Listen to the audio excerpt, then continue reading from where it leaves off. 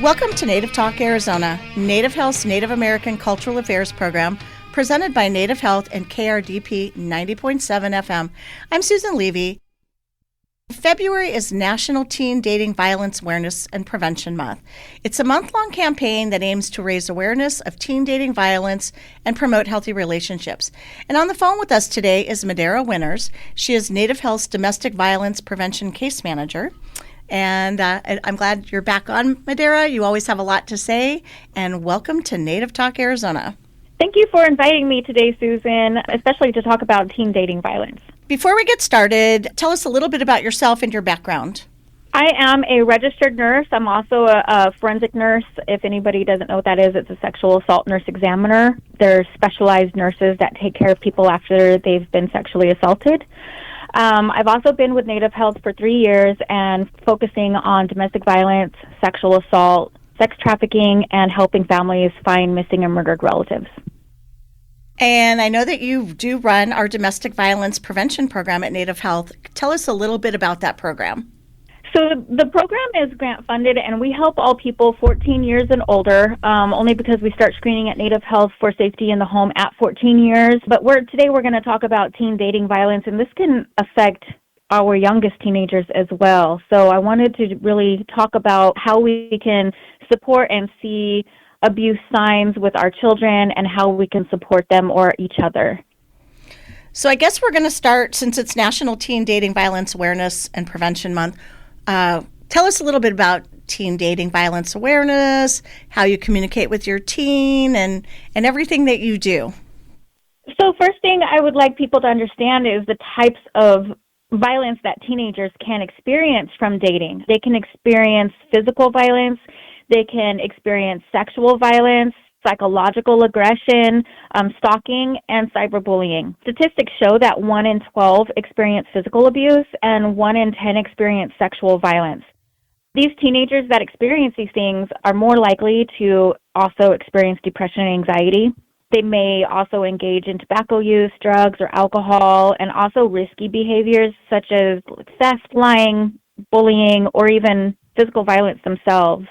A lot of teenagers and even adults who experience violence also have a higher risk of suicidal ideation. And they also have a risk for becoming an abuser or continue that cycle of being a victim of violence themselves. So it's really important that we start recognizing the sites and the things that we see in our children, recognizing them in each other so that we can address them and always ask.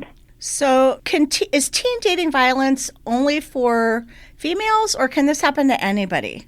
This happens to everybody. This can happen to our females. This can happen to our boys. This can happen to our LGBTQ community. So it's pretty much violence doesn't have any barriers to how much money you make or where you're at in life. It can affect you anywhere. It doesn't mean you're stupid. It doesn't mean you're dumb or you didn't see it.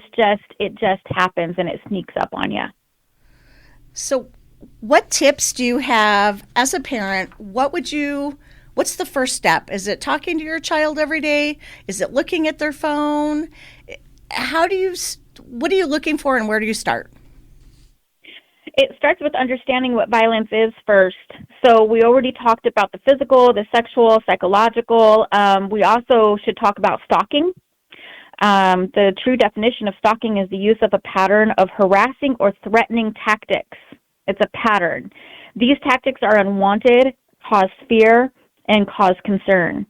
So it could be any of those things, like following, watching, showing up at your place of your school, your gyms, your wherever the places that you frequent. They leave items to show you that they're around. Sending cards, flowers, presents that you didn't ask for, nor did you want. It's using technology, GPS, text messages sent to you, your email, social media. And actually, stalking numbers are pretty high for teens. It's 58% for females and 49% for males. So what parents and friends can do is really open those lines of communication with your children.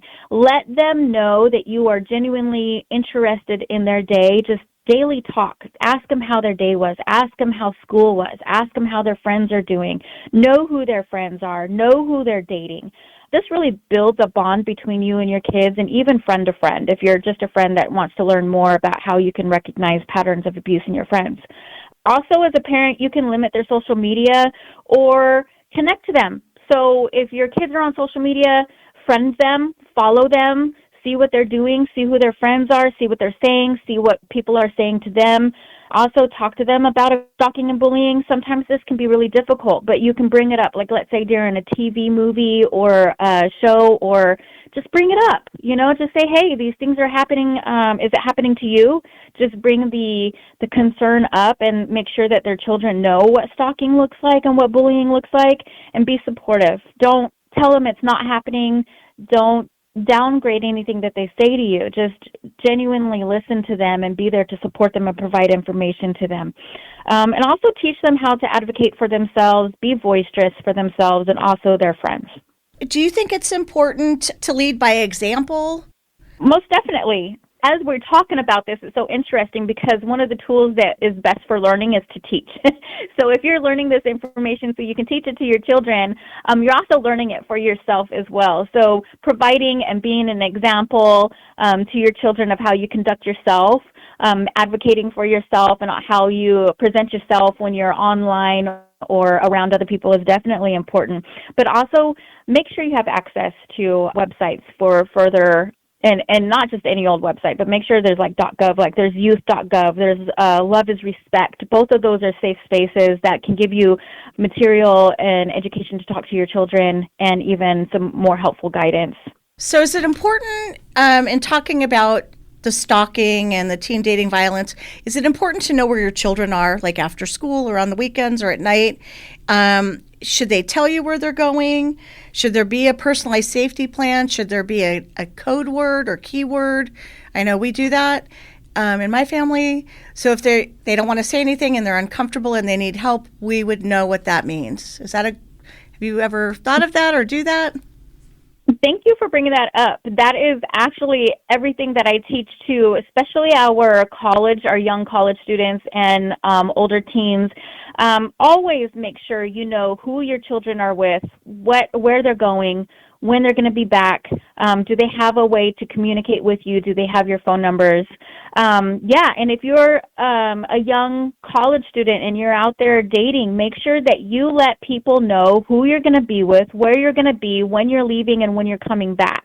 Always take your own transportation. Don't rely on somebody to come pick you up. I know that it has been known to be gentlemen to come pick up your lady, but please just meet somebody there. You don't know who they are and you don't want to get trapped. So if you're not feeling comfortable during your date, if you're not feeling comfortable where you are with your friends, always have access to your own vehicle. And please, please, please make sure that you're also watching how much you're drinking, what you're drinking, taking your drinks with you when you go to the restroom. I know it doesn't sound sanitary to bring your alcohol with you to the bathroom, but if you're going to be drinking, bring it with you.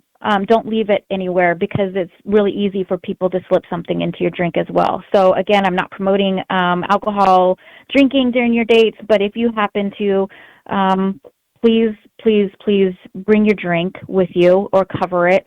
And then also make sure that you're following up with people and letting them know how your date went and when you return home. If you're out at the mall, if you're younger or you're with other friends, make sure that you let your family know that you're okay, where you're at, how you're going to get home, what time you're going to get home. And then parents also know the other parents. It's really important for you to know who the parents are and who your children are going to be around as well. So, yeah, all of that involves lots of communication. So if you've got a teen at home and they're telling you they're being stalked or there's some dating violence, what should you do? I know you mentioned the websites, but should they talk to a counselor at school? Should they talk to the child? Is this above sort of a family thing and they need professional help? What would you recommend being the first step? I suggest that you allow your children to talk who they feel comfortable talking to. If that is a teacher, if that is a friend or a counselor at school, if it's you, make sure that they are very transparent and make sure that you're not reacting and just taking in the information. Again, you can also go to those websites that I specifically said from the government, the Love is Respect, youth.gov. There's also 1-800-799-SAFE. that can also provide guidance as well. But most definitely, if you feel like you're being stalked, do your best to block that person. You also can file a police report. You don't have to be a certain age to not file a police report, but call your local department non-emergency line. If you feel like you're in danger, please, by all means, call 911. But if you don't feel like you're in immediate danger, but you would still like to report the crime, stalking as a crime, so you can call your local police department to file a police report. And what if your teen doesn't want to talk about it, but you know it's happening? What should you do? As a parent, you can still call your local police department. You can also follow up with 800-799-SAFE. You can also talk or bring them in to case managers like me. I can help talk with your children as well, and also inform you as to giving you more guidance on the specific situation that is happening in your child's life. But if they can do everything they can to block that person, talk with their teachers so that the teachers can keep an eye out for you as well while you're at school.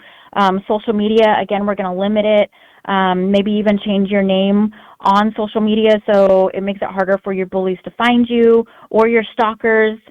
Do all those little things that you can do to help yourself. Blocking people is probably the best way so that it doesn't harm your mental wellness. And then you don't also get to see what they're trying to say or trying to do to you. It's just a protective measure. Also, if you are being stalked or bullied, it is really, really important that you let your parents know if it's safe to do so. If not, another adult that you trust. Okay, so we're pretty much out of time, but the bottom line is talk to somebody, right? Get help, block people if you need to. But if somebody is uncomfortable and needs further guidance, can they call you? Most definitely. They can call me or email me. I'm at Native Health at 602-279 5262. My email, I always post on our social media, but it's mwinters@nachi, NACHCI.com. Or just call, and everybody at all of our locations know who you're talking about when you're asking for the domestic violence case manager. So if that's all you can remember, then you're more than welcome to call and say that, and they will get you to me. Okay, so again, it's 602-279-5262, and you're at extension 12012, so 12012, and it's Madara Winters, and she is our domestic violence prevention case manager. And Madara, thank you so much for telling us. February is National Teen Dating Violence Awareness and Prevention Month, and I appreciate you talking about stalking and teen dating violence. So thanks for coming on. Thank you. Coming up on Native Talk Arizona, Susan Levy chats with Julia Keefe, jazz vocalist and director of the Julia Keefe Indigenous Big Band. Support for KRDP 90.7 FM comes in part from Native Health, with 2 locations in Phoenix, 4041 North Central Avenue, Building C, near the corner of Central Avenue and Indian School Road, and at 2423 West Dunlap Avenue. Native Health is also located in Mesa at 777 West Southern Avenue, near the corner of Southern Avenue and Extension Road. Native Health provides primary medical, dental, behavioral health, WIC, and wellness services for the urban Native American community. For more information, call 602-279-5262 or visit our webpage at nativehealthphoenix.org.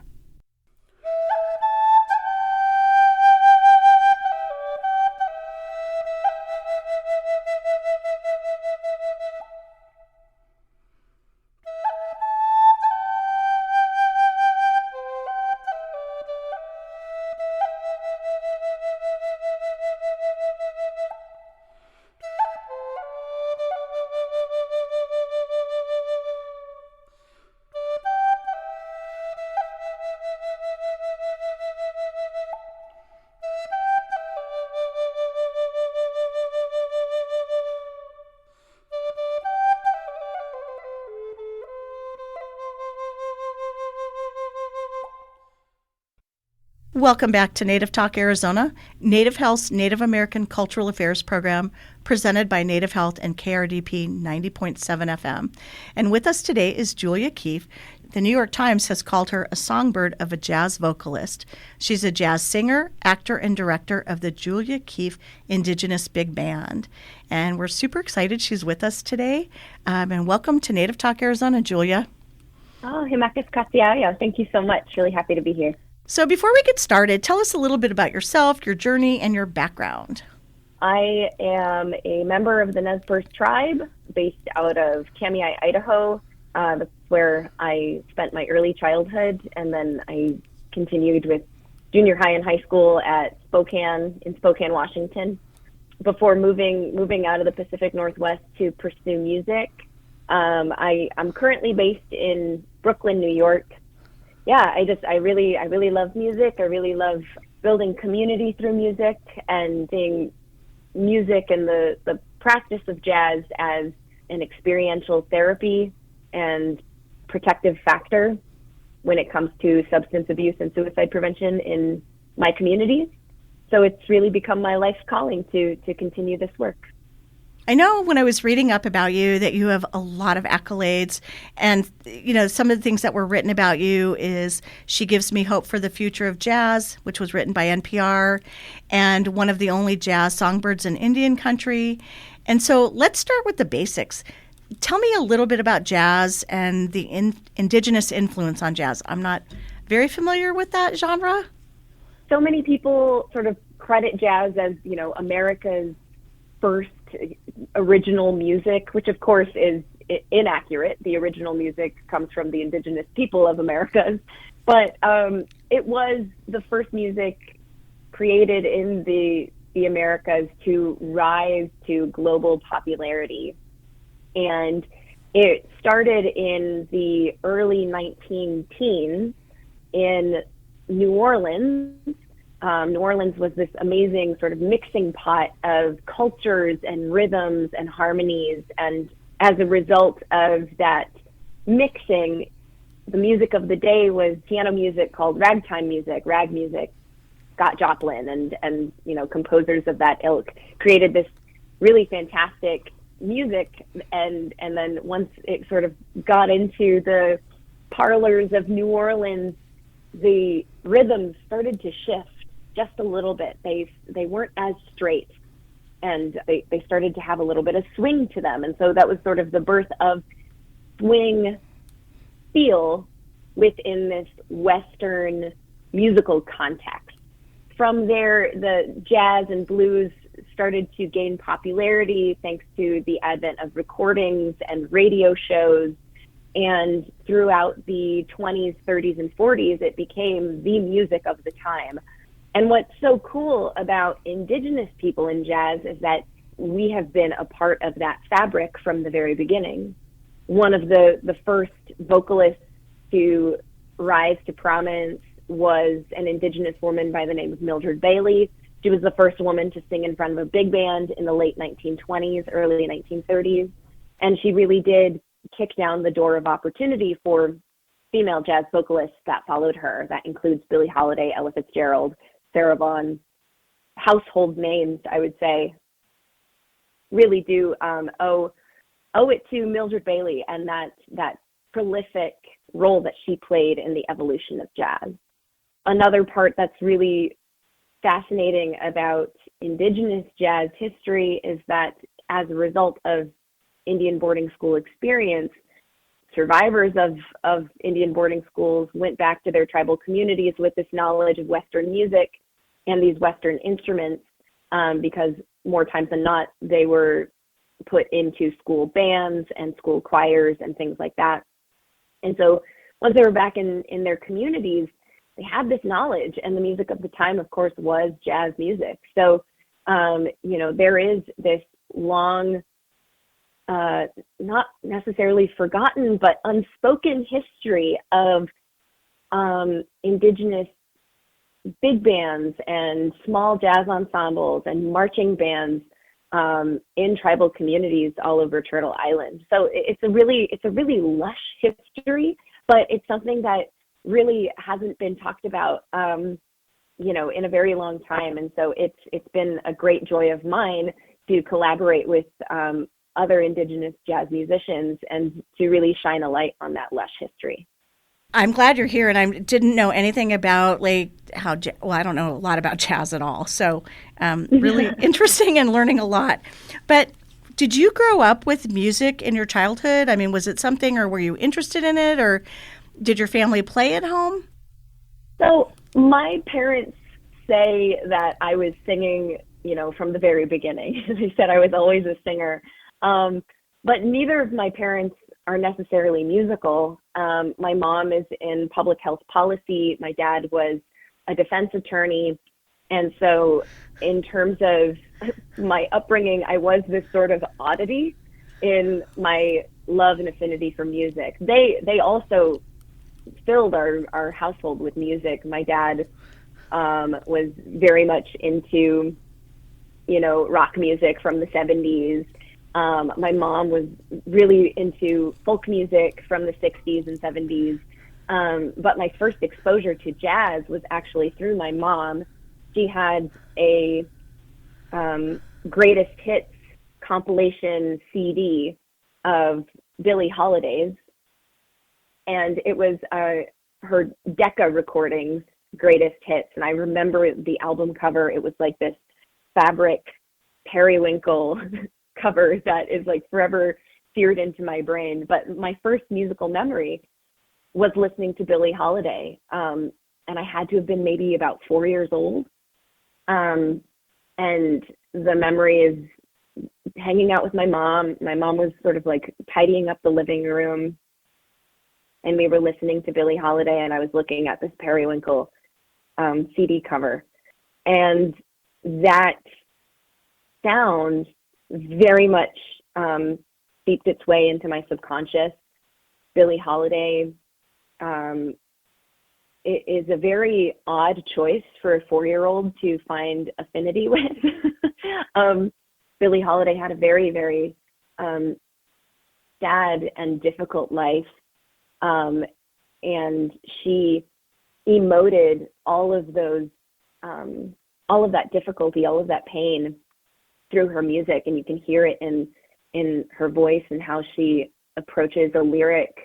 And a lot of the orchestration behind her from the jazz big bands or jazz orchestras really lends itself to how she approaches a song. And so it's very haunting what she does. But for some reason, 4-year-old Julia just loved every tiny morsel of Billie Holiday's music. And so I think that was my first exposure to jazz. And Billie Holiday, haunted my childhood in the best possible way. In that her melodies very much seeped into my ear. But it wasn't until we moved to Spokane that I started studying music in a more sort of formal way, in like, a school choir. I had been singing prior to that, when I was living on the res, but I hadn't really studied it. It was all just sort of learning by ear, singing in church, singing at powwows. That was sort of the training coming up. But when we moved to Spokane, then I started learning in school, and jazz was very much the central focal point of the music education in Spokane, because of how close Spokane is to a large jazz festival called the Lionel Hampton Jazz Festival that takes place at the University of Idaho every year. And so like our school program kind of revolved around Lionel Hampton. And so that's where I was introduced to competing as a jazz vocalist. And as a result, my world started to revolve around competing at Lionel Hampton. So it was definitely an interest that was piqued at an early age, and because of the importance of music in public schools and music in other school institutions, I was able to really make it the focus of my education coming up. Pretty amazing, a 3 or 4-year-old listening to jazz and Billie Holiday. Amazing, impressive. Wow, quite precocious. Odd, weird. I don't know. Pretty amazing. I don't know too many 3 or 4-year-olds that have that attention span or can even or even interested in that. That's awesome. So how did you come up with the name the Indigenous Big Band? What does it mean? What does it encompass? Is it incorporating many different Indigenous communities in, whether it's North America or the world? And tell us a little bit more about that. Yeah, the Julia Keefe Indigenous Big Band kind of came about because of a grant funding opportunity. I had been working with Diné trumpeter Delbert Anderson for, about a year or so at that point. We had met during COVID lockdowns online, and what was supposed to be sort of like a 30-minute getting to know you conversation turned into like 3 hours of us just talking about jazz and talking about music and natives in jazz, indigenous people in jazz, and the history of bands in tribal lands and nations as a result of Indian boarding school experiences. So we nerded out really hard for like a solid 3 hours, and it was awesome. And in the midst of that conversation, Delbert and I started talking about, man, how cool would it be if there was like an all like Native American big band?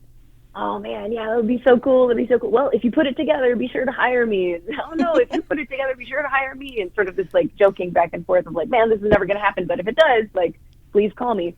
And then a grant funding opportunity came about, and Delbert called me up and said, Julia, I think you need to submit a proposal for the big band. Because he had his other project that he was submitting for, but he was like, man, I think this is the time, and this is the opportunity. So I wrote a big old proposal, talking about the history, talking about that an indigenous big band is not without precedent, and how vital it is to uplift indigenous jazz musicians now. And I was awarded full funding, which was just the coolest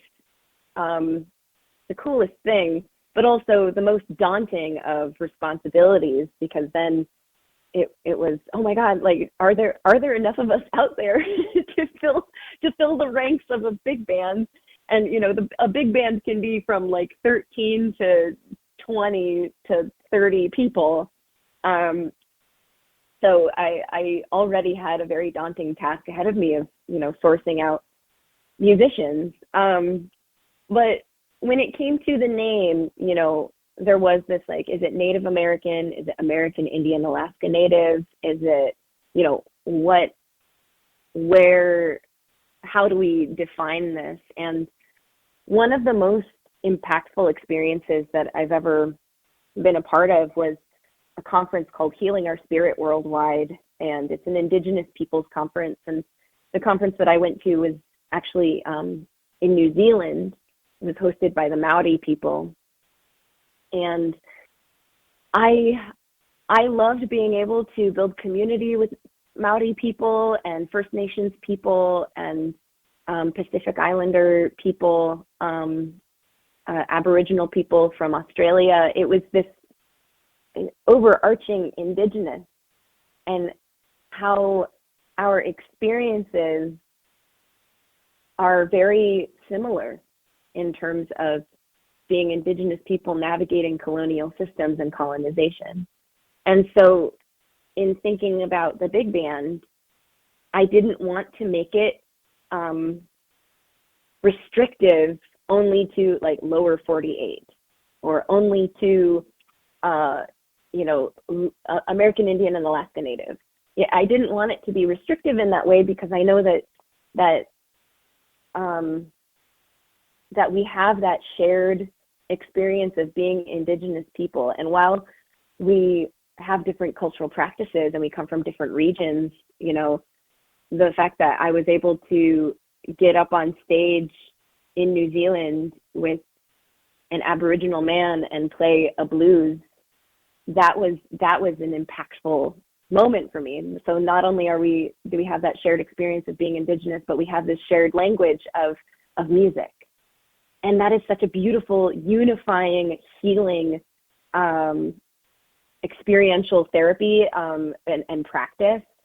So I wanted to have the term Indigenous, not only because it opens up to more communities, and allows me to build a larger community of jazz musicians to pull from, but also because that experience is so mutual that and it really was this beautiful moment when we did bring everybody together. We have guys who are Taino from the Caribbean, and we have Native Hawaiian, Alaska Native, First Nations.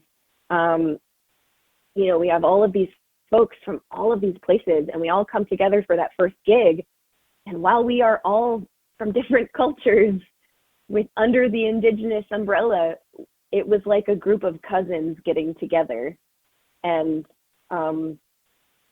sharing that time and sharing that space, having that shared experience, and then also having that language of music that we can communicate with as well. It was such a unifying moment and a profound moment of community building, and so that's why the band became the Julia Keefe Indigenous Big Band as opposed to Native American or Alaska Native or Native Big Band or something along those lines. Indigenous, it speaks so much more to the community that we are, I think. So I want to go back to a couple things that you mentioned. One, you said, and I did not know this, you said a big band can be like a lot of people. Were you able to fill your big band with a lot of Indigenous musicians? Yes. So that, again, once I got the funding, then came the immense responsibility of filling out the personnel. And I was nervous because of who I knew was, me, Delbert, Molly Obomsalin, who's Abenaki of Odanak, and that was about it, like in terms of Indigenous folks that I knew who were jazz musicians. So did I make a legal obligation to a funder that I couldn't fulfill? It was an anxiety experience. But what was beautiful was that, I was able to conduct a ton of outreach through social media to universities and colleges, within tribal communities or close to Native communities, with huge BIPOC initiatives. I was able to conduct a ton of outreach. And what was amazing was that it was really the social media that took off and had the biggest return, because obviously, there's exponential growth in terms of your communication by way of social media. And so, this call for artists, as of right now, I think the roster of people is over 50 musicians reached out, and some of them were, up into their 90s. This guy who was like, "Hey, I can't play anymore. My chops aren't there anymore, but I just want to reach out and, say I'm so proud of what you young bucks are doing, and we're like, if there's anything I can do." It was pretty amazing to build that connection. And then we had, a kid as young as 14 reach out from, rural Oklahoma, just sort of like, I thought I was the only one. And it's amazing because in the 1940s, these bands were so prolific across Indian country. And then, come, what was that, 2022, when the band formed, the love and appetite for jazz has really diminished in pop culture, but it's still something that, we have affinity towards, in our communities. And so while we have been disconnected because not many of us are pursuing it necessarily, we are still there. And so building that community together of Indigenous jazz musicians has been awesome. So what, for that first performance, there was like an audition process, and people would film themselves, playing selections of music. So there was some screening to make sure that, at least for this first gig, it felt really, really solid, because, none of us knew each other, right? And so I put together a band of 16 people, which is sort of the Duke Ellington setup with like 3 trombones. And that first gig, we didn't have a guitar, but we had piano, bass, drums, and then our trumpets, our trombones, and our saxophones. And I was there as conductor, but also as vocalist. And since then, we kind of oscillate between 16 and 18 people. We'll add in another trombone, and we'll add in a guitar for some pieces. So 18 is probably like the nice big full sound of a big band. But you can get jazz big bands and jazz orchestras up to a lot of people. I've seen some jazz bands and orchestras, well into 20 people, well into 30 people. But 18 it feels really good. It sounds really good. Oftentimes, for budgetary reasons, we'll pull back to 16.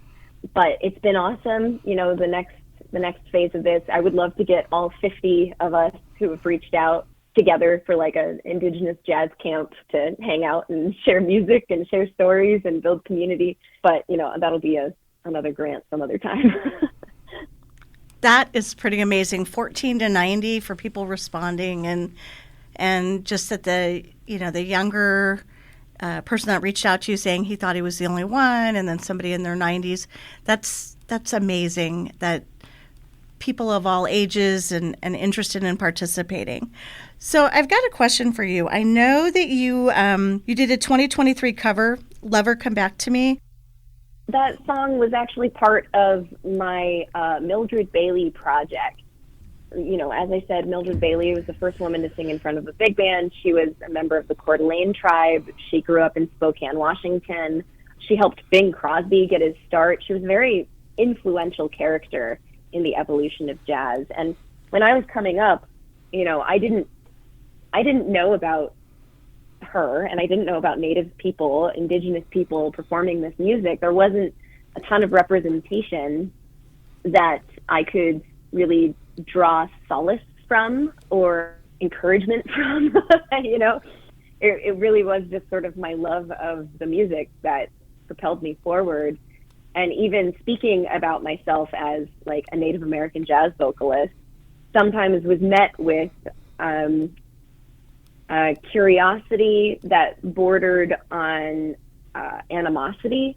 And people would sort of get offended in that they couldn't understand what I meant when I said I'm a Native American jazz vocalist. Like, what do you mean by that? With the simple answer being, well, I'm a member of the Nez Perce tribe and I sing jazz. There really wasn't any sort of cognitive dissonance in that for me, but for a lot of people in the audiences that I performed for, it was something that they couldn't wrap their heads around. Until I stumbled across the name Mildred Bailey and started doing more research into her. And then as a performer, when I was able to talk about Mildred Bailey, it sort of allowed for me to exist with both my Indigenous and jazz identities combined. It's like, oh, here's this historical figure that like clearly this is a thing. So I'm allowed to be here and be my full and authentic self on stage, but only by providing that historical context, then that people were cool with it. But because Mildred Bailey was such a huge figure in jazz, and the fact that, her tribe is from the state of Idaho, my tribe is from the state of Idaho. She spent her formative years in Spokane. I spent my formative years in Spokane. There were these beautiful parallels that just couldn't be ignored. So I took it upon myself to dedicate at least one song to her each gig that I did throughout high school. And while I was in high school, I ended up doing a trip to New York City with my family, and we went to the Jazz Hall of Fame at Lincoln Center, which was awesome. It was so cool. I mean, to go to New York at all as a kid was just mind-blowing and fantastic. But I went to the Jazz Hall of Fame, and I saw all these beautiful, beautiful black and white photos on the walls, and all these amazing jazz cats and legends that were hugely influential in the art form. And I was shocked at the small number of women who were featured on the walls. I think at that time there were only like maybe 5. But even more shocked that Mildred Bailey wasn't one of them. I was like, wait, we have a Jazz Hall of Fame, and the first woman to sing in front of a big band is not up there, is not featured.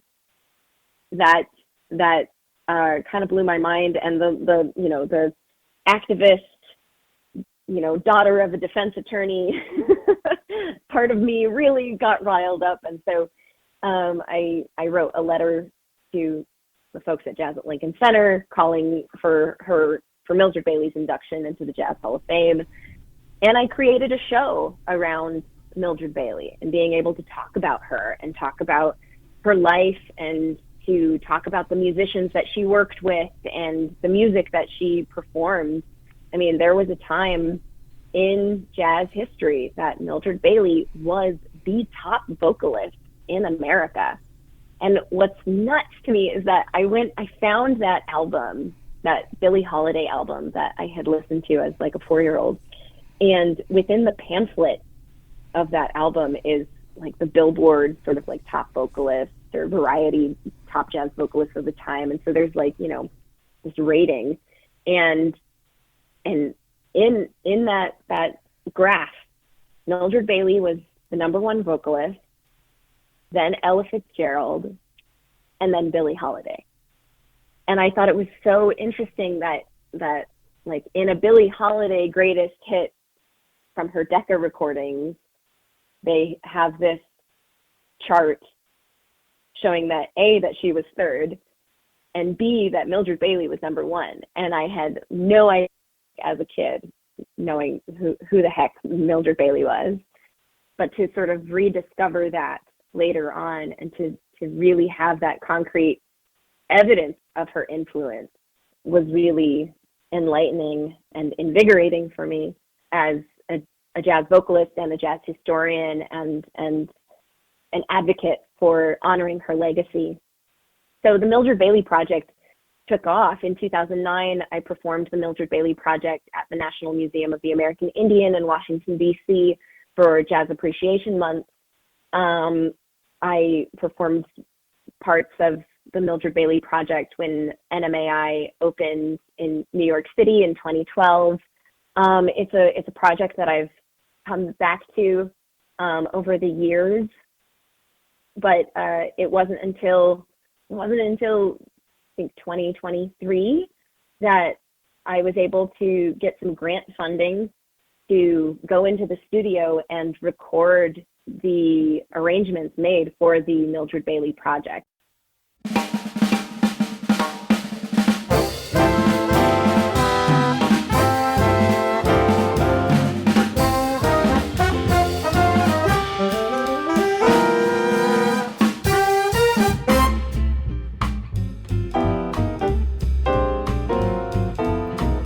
The sky was blue and high above.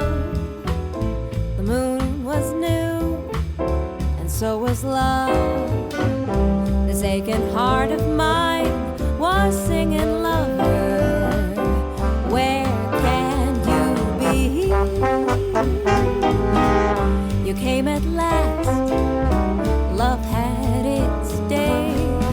The day has passed and you've gone away. And now this aching heart of mine is singing lover, lover, come back to me. Well, I remember every little thing you used to do.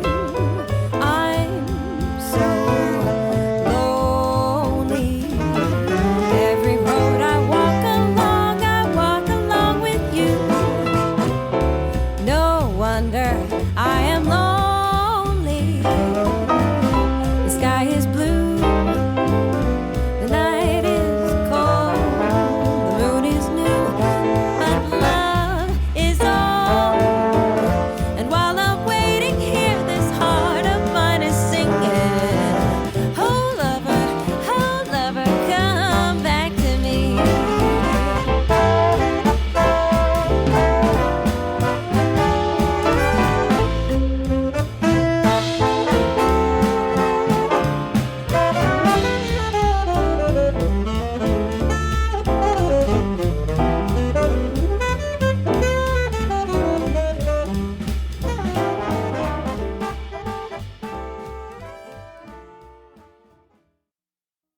Lover Come Back to Me was the single, the first and only single that I released from that album. I'm trying to release the album in its entirety this year. I hit a snafu with, copyright for a song, and so it all got sort of shelved for a moment. But the Mildred Bailey project is still very much the passion project for me. Mildred Bailey has been my North Star for, the over 20 years that I've been a jazz vocalist. And I'm excited to continue that work. Do you have a favorite Mildred Bailey song? Oh man, my favorite Mildred Bailey song. It's so hard to choose. The song that she is most famous for is a Hoagie Carmichael tune called Rockin' Chair, which I perform, with the Mildred Bailey Project, but also with the Indigenous Big Band.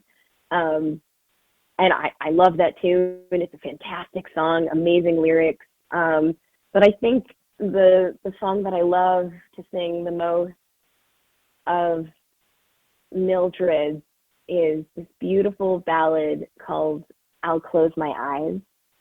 And it's just so lovely and delicate. I'll close my eyes to anyone but you, and when I do, I'll see you standing there. It's a really interesting melody that goes to unexpected places, but the lyrics are just so delicate and sweet. I think between those two, it would be a hard choice. That would be my Julia's choice, Sophie's choice, choosing between those two songs. Wow, you have got such an amazing, incredible voice. We're almost out of time, but I've got a couple questions for you. I know you are doing some touring. Are you going throughout the United States this year, or what are your plans for the tours, and how can people find more information? So touring, it really is. We've been focusing on the West Coast primarily, especially for the Julia Keefe Indigenous Big Band.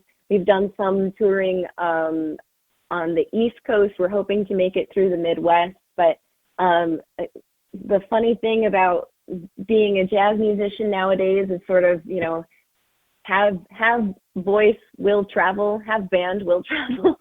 So the routing hasn't been necessarily coherent. So we're around. The best way to keep up with us is to go to my website, juliakeefe.com, or follow me on social media at Julia Keefe Official. I keep everybody apprised of the wheres and the whats, especially for the Indigenous Big Band.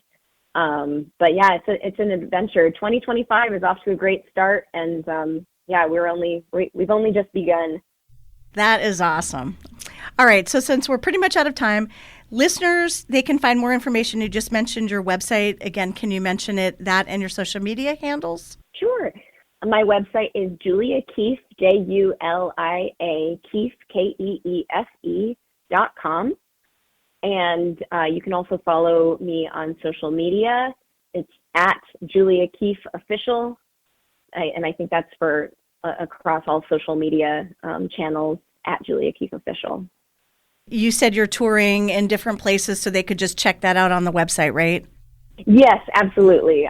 We're in, the state of California for a couple of dates, or the state of Washington, or in the Pacific Northwest for a couple of dates. But really, we're just kind of bouncing around. So the best way to keep up with us is to follow us on social media, because I'm pretty good about promoting.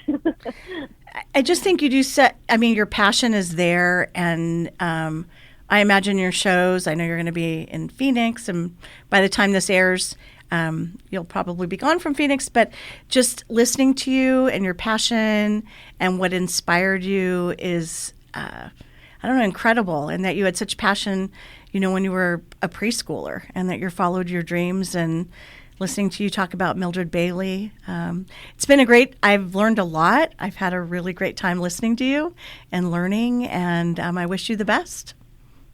Oh, thank you so much. Thanks. It really is my life's passion, my life's work.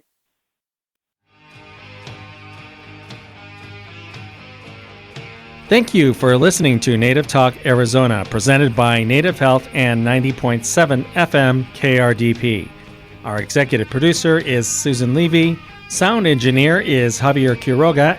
We hope you will tune in again next week. If you have any questions, please reach us at nativetalkaz@listen2krdp.com.